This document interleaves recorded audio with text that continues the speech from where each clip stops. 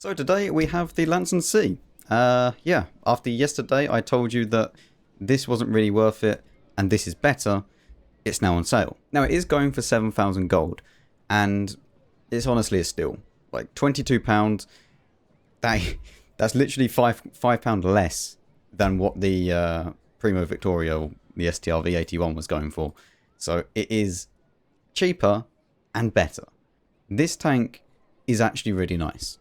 As you can see, if we whack it into the comparison real quick, we have obviously the crew skills maxed out, but it doesn't really change too much.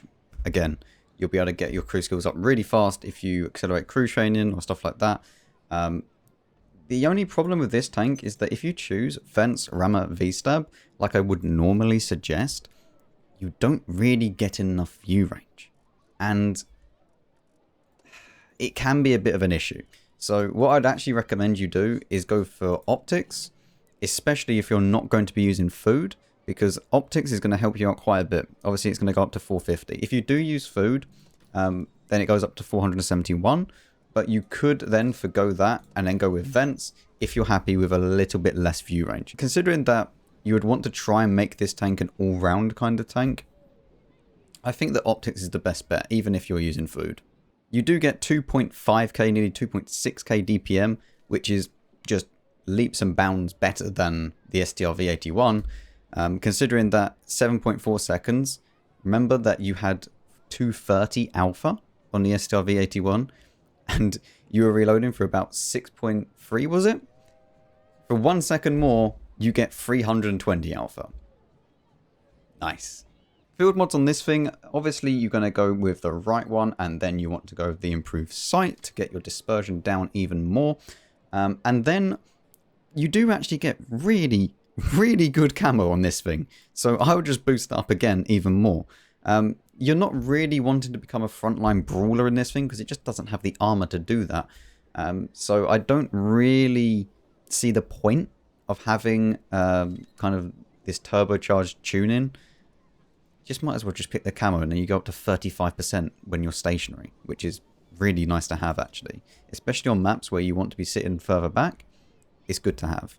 And of course, if you did use vents on this thing, you're up to 36% camo.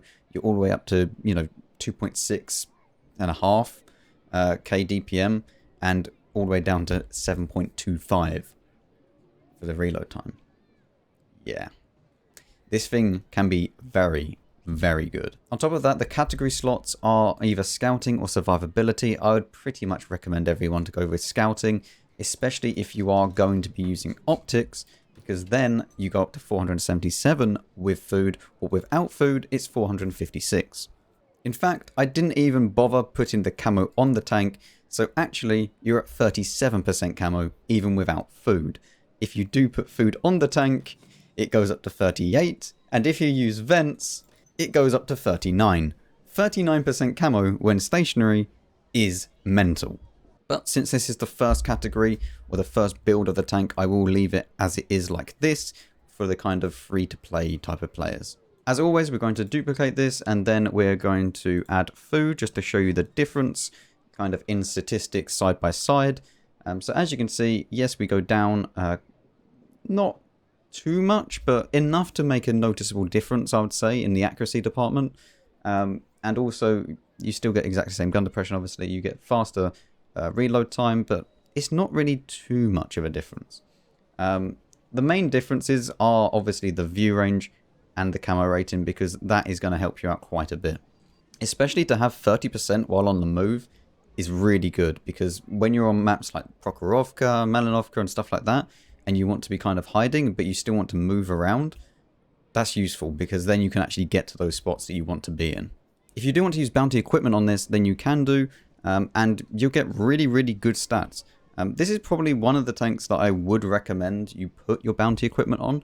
Most of the tanks you can kind of get away with just having normal types of stuff and whatnot, but with bounty equipment on this thing, it is super nice.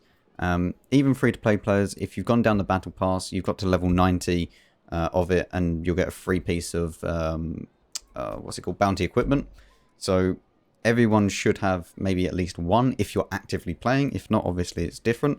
But use your bounty rammer, use your bounty optics, bounty V-stab, whatever you have, just try and get that bit more DPM or bit more vision. V-stab is one of the most important things on this tank because it doesn't get very good stats in the dispersion department.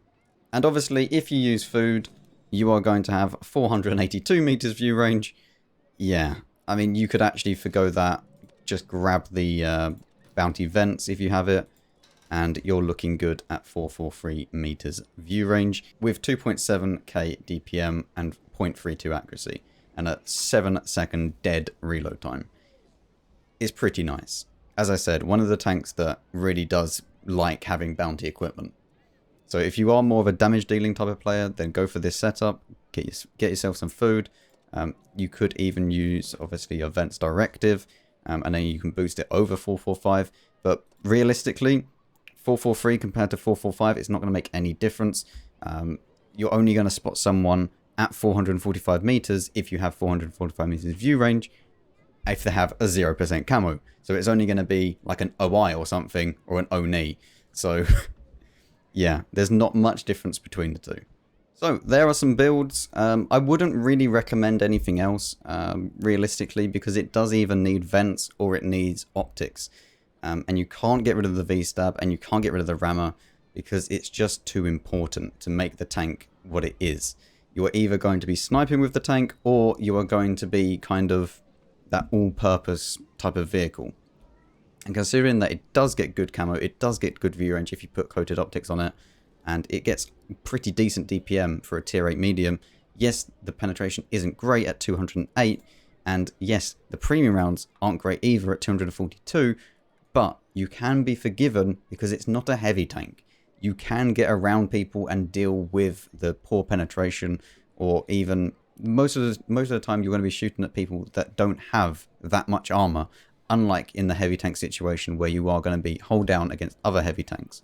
So the people that you meet and the people that you're going to be battling are going to be different to what heavy tank players you're going to usually be playing against. So this pen, you can make it work. It does take some use to getting used to it, but yeah, it's still a very nice tank. So do I recommend the Lansen C? Yes. Is it better than the Progetto? No. Is it better than the Barask? Well, that depends if you like an accurate gun or not. If you watch my tank review on the Barask, I said in then that it's like Marmite. You either love it or you hate it. And sometimes the gun will work on the Barask and sometimes it just won't. And 9 times out of 10, people that get the Barask think that it's just broken OP, and then they miss every shot because it's not very accurate. It will go wherever you want it.